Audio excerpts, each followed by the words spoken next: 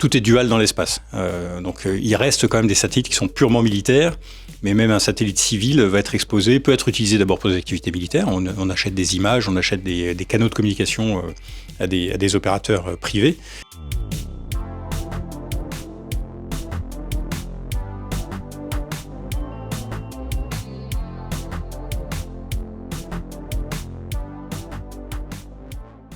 Bonjour à tous et bienvenue à ce nouvel épisode du podcast de Space Avocat, épisode exceptionnel pour commencer cette année 2025 avec vous, Général Adam.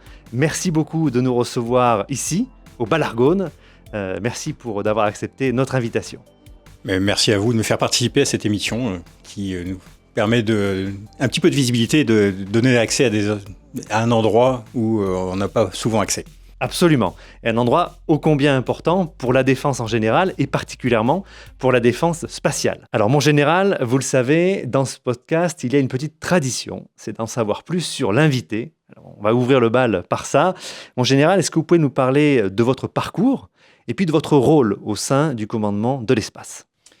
Mon parcours est un parcours relativement classique pour un officier général. Donc, je suis actuellement général de division aérienne. Je suis un officier de l'armée de l'air et j'ai fait toute ma carrière dans l'armée de l'air avec des passages évidemment des postes en interarmée mais également à l'étranger.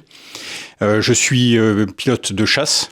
Au départ, je me suis engagé pour être pilote et j'ai eu la chance de pouvoir accomplir finalement cet objectif-là. J'étais pilote de défense aérienne à Cambrai, juste après les années 80, enfin dans les années 90, juste à la chute du mur. Voilà. Et après, j'ai continué. Je suis allé assez vite m'intéresser aux équipements nouveaux. Donc j'ai servi quelques années à la DGA comme pilote d'essai. Et ensuite, j'ai fait un parcours qui m'a permis de compléter mon expérience, notamment dans les relations internationales. Mais aussi les opérations au sens large, en revenant dans les opérations assez récemment. Et les dernières opérations auxquelles j'ai participé étaient l'opération Barkhane, qui est arrêtée depuis, où j'ai été commandant en second pendant 1 an. Voilà, et depuis, j'ai rejoint plutôt les états-majors à Balard, et juste avant d'être affecté comme commandant de l'espace, c'est mon titre, j'étais à l'état-major des armées où je m'occupais de toutes les capacités opérationnelles et donc j'étais chargé de la cohérence de la mise en place de ces capacités au sein de l'état-major des armées. Voilà, donc c'est probablement mon dernier poste, mais avec un titre prestigieux et j'aime le rappeler effectivement que mon titre dans l'arrêté de création du commandement de l'espace, mon titre est commandant de l'espace, ce qui est quand même intéressant. Écoutez, particulièrement intéressant, mais alors justement, pour mieux comprendre ce titre, quel est votre rôle en votre qualité de commandant de l'espace ? Alors, le commandant de l'espace commande le commandement de l'espace qui a été créé à la suite de la réalisation que les choses avaient beaucoup changé dans l'espace et que l'espace, qui est un espace dédié à la paix et aux activités pacifiques, souffrait néanmoins d'un certain nombre de problèmes liés à l'augmentation des activités et au changement des activités dans l'espace. Donc, l'augmentation des risques et l'apparition de menaces ont incité le gouvernement français à protéger les intérêts de la nation dans l'espace. Et pour cela, il faut le confier à des gens qui sont chargés de la sécurité. Et donc, c'était les militaires qui sont chargés de ça pour l'avenir. Vous dites justement que l'espace a changé. Est-ce que c'est ce qui est à l'origine de la création du commandement en 2019 ? Est-ce qu'il y a des événements particuliers qui ont motivé cette création ? Le changement d'environnement, c'est quelque chose de relativement progressif, mais effectivement, il y a un incident qui a particulièrement été mis en avant à l'époque où on a décidé de franchir le pas et de créer un commandement militaire dans l'espace. Encore une fois, l'espace exo-atmosphérique étant plutôt destiné à des activités pacifiques. Néanmoins, la réalisation que, notamment, la Russie à l'époque menait des activités qui n'étaient pas amicales, selon les termes de la ministre de l'époque, c'est l'événement qui a déclenché la décision d'abord de la publication d'une stratégie spatiale de défense et de la création d'un commandement de l'espace pour s'occuper des problèmes de sûreté dans l'espace. À l'heure actuelle, quels sont les enjeux pour le commandement de l'espace en 2025 ? En 2025, l'enjeu est essentiellement de franchir un jalon important qui va être celui de l'opérationnalisation de ce commandement. Aujourd'hui, le commandement, il est encore largement en construction. On est encore en train d'embaucher. On est en train de construire notre bâtiment principal à Toulouse. Et donc, l'inauguration de ce bâtiment à la fin de l'année marquera la fin d'une première étape dans la constitution de ce commandement. Et on a commencé déjà, on a repris les opérations, on fait déjà des opérations dans l'espace au sens militaire, mais là on va passer à une échelle un petit peu différente dans un bâtiment qui est entièrement dédié à cette activité-là et avec des systèmes qui seront évidemment de plus en plus efficaces, qui nous permettront de faire de plus en plus de choses avec du personnel qui est entraîné aussi correctement et des missions qui sont organisées, conceptualisées et entraînées avec nos partenaires. Alors, vous venez de dire justement qu'il y a déjà des opérations militaires dans l'espace. Comment est-ce que ça se passe? Est-ce que la France surveille l'espace? Est-ce qu'il y a des manœuvres actuellement en cours ou prévues? Les opérations militaires dans l'espace existent depuis toujours, depuis longtemps. Dès que les Américains sont partis dans l'espace, évidemment, les premières activités ont été essentiellement militaires. Donc ces activités dans l'espace et ces opérations militaires spatiales, elles existent depuis toujours, notamment pour l'appui spatial aux opérations militaires. Donc on attend de l'espace qu'il appuie les opérations des autres domaines, donc l'armée de terre, l'armée de l'air ou la marine, reçoivent un certain nombre d'informations ou de capacités de l'espace, donc observation de la Terre, communication ou bien ce qu'on appelle le positionnement, donc le GPS ou le GNSS. Donc ça existe depuis très longtemps. Ça fait partie des missions qui ont été aujourd'hui confiées au CDE, au commandement de l'espace. Avant, elles se faisaient autrement. Mais comme le commandement de l'espace existe aujourd'hui, c'est nous qui reprenons ces missions et on a la charge d'entretenir cette mission-là, ces opérations-là, de les améliorer et de les rendre, de les inscrire dans le futur. S'ajoute maintenant une nouvelle opération, un nouveau type d'opération qui consiste à maîtriser ce qui se passe dans l'espace et à s'assurer que ces capacités spatiales dont les autres armées ont besoin reste disponible. Et pour être disponible, il faut échapper aux risques et parer les menaces, évidemment. Et donc ça, c'est la nouvelle mission qui repose beaucoup sur, évidemment, la surveillance de l'espace. Il faut comprendre et voir ce qui se passe. Il faut d'abord voir ce qui se passe pour pouvoir le comprendre et ensuite être prêt à réagir à des situations anormales, voire à l'apparition d'une menace. Et donc ça fait partie aussi des missions, qui sont nouvelles et qui sont alors complètement dans le domaine du commandement de l'espace. Si cette mission-là n'existait pas, on pourrait continuer à faire les autres missions avec les modes qui avaient été retenus auparavant, mais cette nouvelle mission est vraiment essentielle et intégrale dans l'existence du commandement de l'espace aujourd'hui.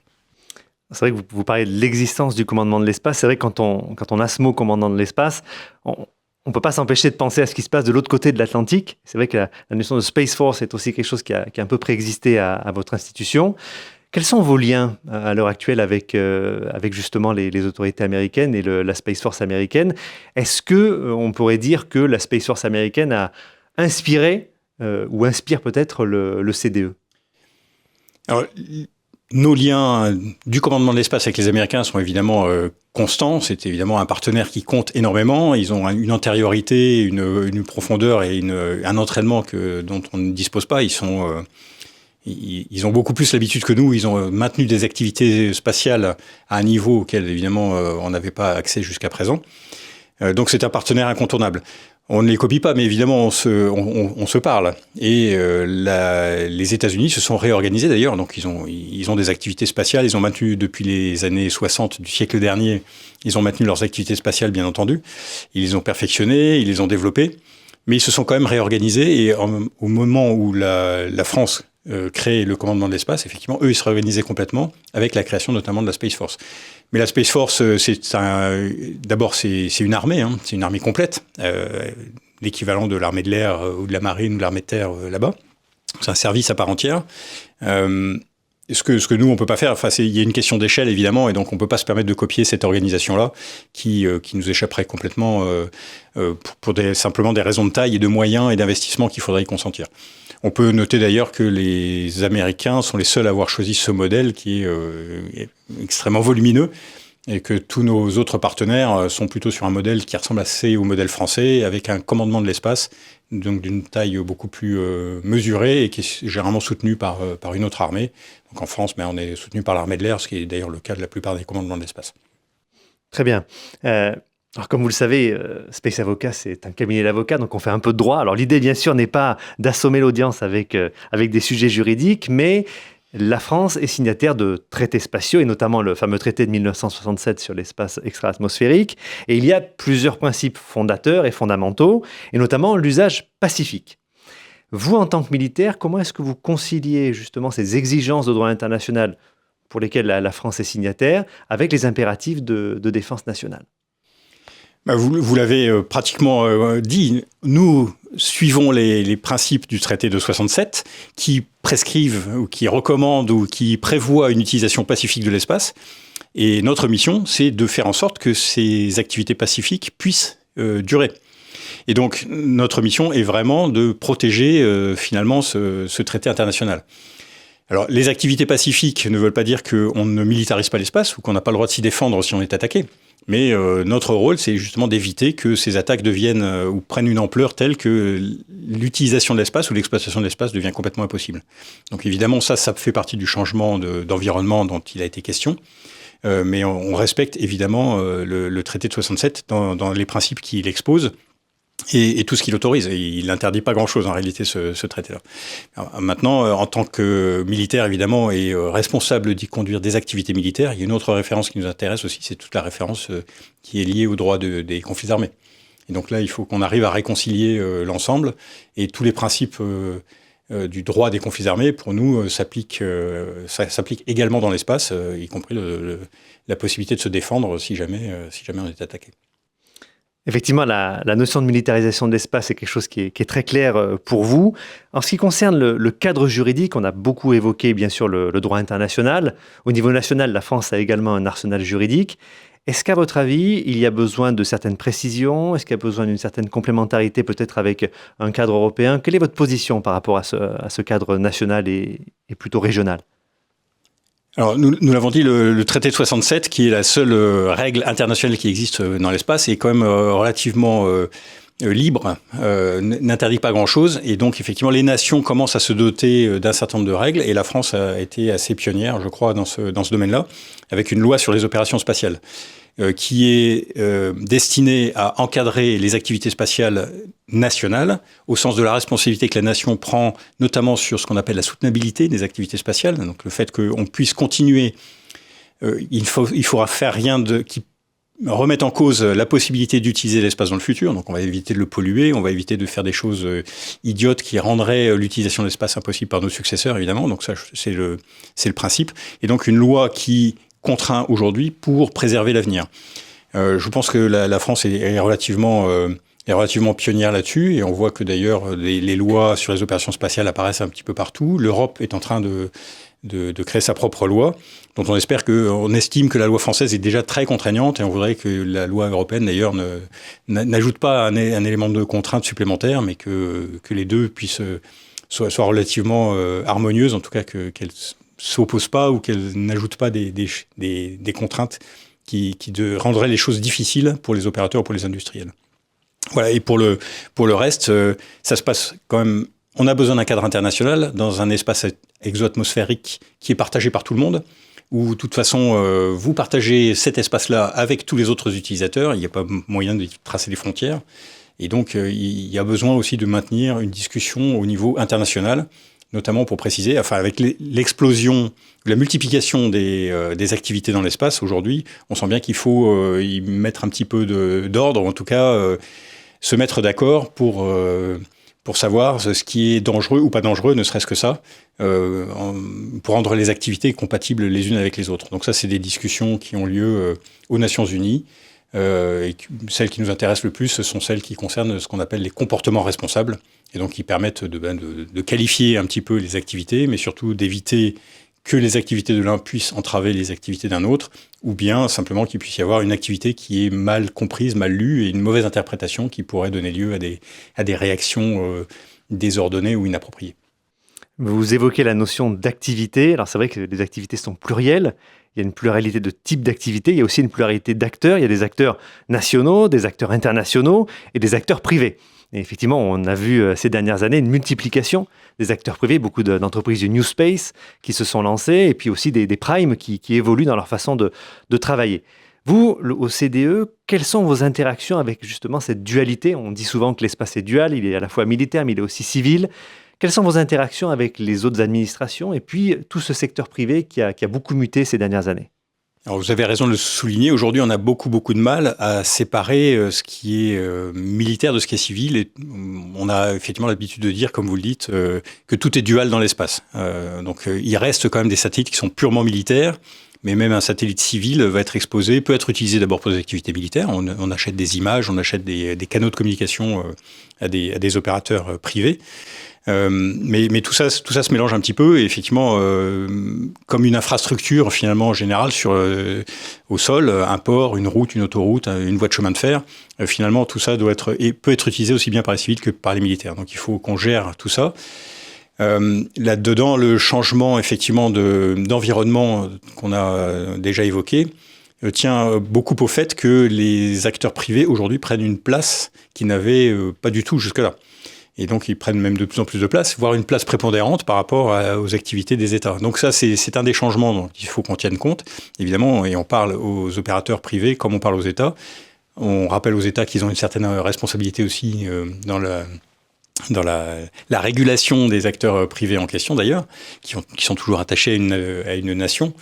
Mais il faut qu'on parle à tout le monde, évidemment, et c'est de toute façon le secteur privé aujourd'hui qui tire finalement l'innovation dans l'espace, qui propose les nouvelles activités, qui crée les marchés et qui crée cette importance et ces nouveaux enjeux qui sont des enjeux très économiques. Là où c'était des enjeux plutôt étatiques et stratégiques au sens des intérêts souverains d'un État, aujourd'hui on a des intérêts qui sont vraiment très très économiques et avec des secteurs économiques entiers qui se développent. Donc ça fait partie du changement d'environnement et du fait qu'il faut qu'on parle à tout le monde. Français nationaux d'ailleurs comme internationaux et nos partenaires, encore une fois, il n'y a pas de frontières dans l'espace, donc il faut assez vite qu'on aille parler avec tout le monde, et en France comme à l'étranger, avec les États comme avec les partenaires privés ou commerciaux. Parler à tout le monde, c'est aussi parler avec nos alliés européens. À la fin du mois dernier, en fin janvier, il y avait une grande conférence à Bruxelles, vous étiez présent, et on a notamment parlé de cette European Space Law. Quelles sont vos relations avec les autres acteurs européens, notamment les autres commandements de l'espace européens? Comment est-ce que vous voyez cette intégration potentielle, ou en tout cas cette harmonisation, s'opérer entre nos différents États membres? Alors, dans nos discussions avec nos partenaires étrangers, évidemment, nos partenaires européens jouent un rôle de premier plan. On a souligné évidemment la référence que constituaient les États-Unis pour nous, évidemment, dans beaucoup de domaines. Mais dans les enjeux de développement, d'harmonisation, c'est évidemment essentiellement avec nos partenaires européens que nous travaillons. Alors, ce qui est intéressant, c'est de savoir de quelle Europe on parle déjà aussi. Donc, évidemment, il y a des cadres politiques dans l'Europe qui sont divers. Donc, il y a l'Union européenne, évidemment. On a aussi l'OTAN, qui est un sujet pour nous. Moi, je préfère considérer les enjeux que j'ai à protéger ou à défendre, ou dont j'ai à m'occuper, plutôt sous un angle continental. Ce qui me permet aussi d'avoir des relations avec la Grande-Bretagne, par exemple, mais aussi la Suisse, aussi, qui est dans aucune organisation internationale, mais qui est un partenaire intéressant pour l'espace également. Les relations avec ces partenaires européens ou non européens, d'ailleurs, je les inscris plutôt, moi, sous l'angle du partenariat militaire. C'est-à-dire que on ne va pas chercher instantanément, à mon niveau, à créer un partenariat industriel, la création d'équipements ou des choses comme ça. Et c'est vraiment plutôt dans nos missions que le partenariat s'établit. Si ça donne l'occasion plus tard de créer des partenariats ou des coopérations industrielles, tant mieux.